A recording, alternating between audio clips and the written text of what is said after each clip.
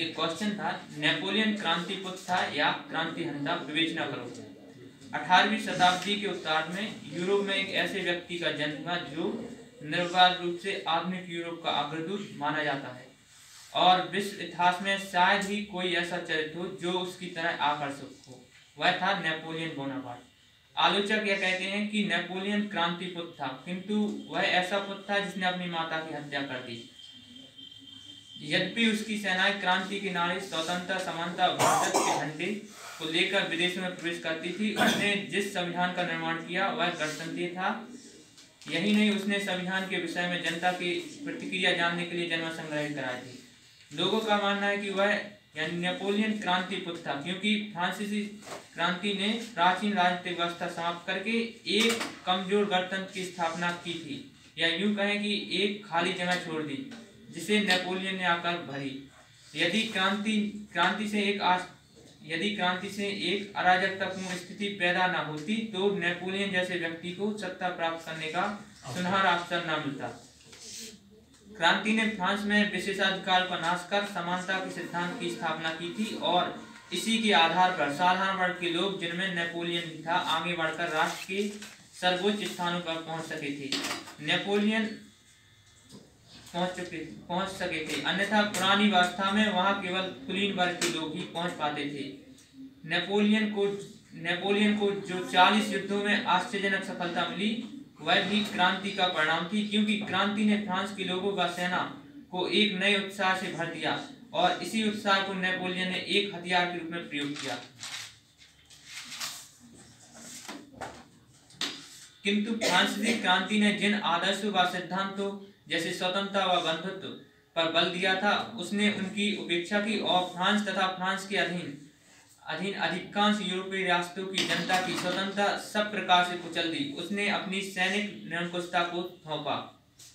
Napoleon का मानना था कि जनता स्वतंत्रता नहीं अपितु समानता चाहती है, इसलिए उसने समाचार पत्रों पर पूर्ण प्रतिबंध लगा दिए और विरोध को भी दबा दिया। नेपोलियन क्रांति पुत्र था या क्रांति हत्या, इसके संबंध में निम्न तथ्य दिए जा सकते हैं। पक्ष में नेपोलियन का उदय क्रांति के समय ही हुआ था। फ्रांसीसी क्रांति का लाभ उठाकर ही वह सर्वोच्च शिखर पर पहुंचा था। उसने न केवल फ्रांस में वरन संपूर्ण यूरोप में सामाजिक समानता की स्थापना करने की कोशिश की। क्रांति से पैदा हुई राष्ट्रवाद की भावना को उसने अनजाने में ही पूरे यूरोप में फैलाई। विपक्ष में जो तर्क दिए जाते हैं, नेपोलियन ने क्रांति के सिद्धांतों के विरुद्ध कार्य किया और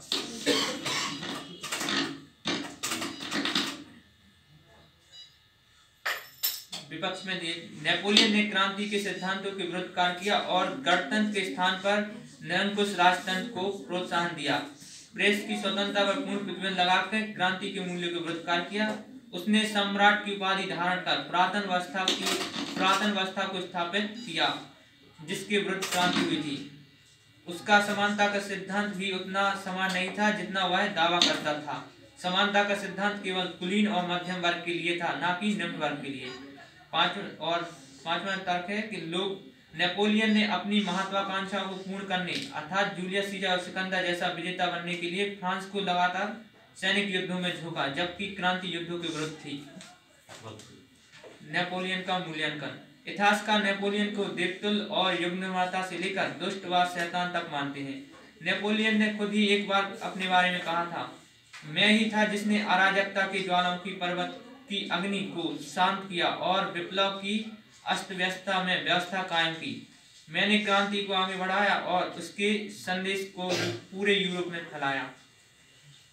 नेपोलियन बोनापार्ट, जिसने एक समय पूरे यूरोप को नतमस्तक किया, 52 वर्ष से अधिक नहीं देख पाया, किंतु उस विजेता को मृत्यु भी नहीं जीत पाई, क्योंकि उसकी कीर्ति आज भी जिंदा है।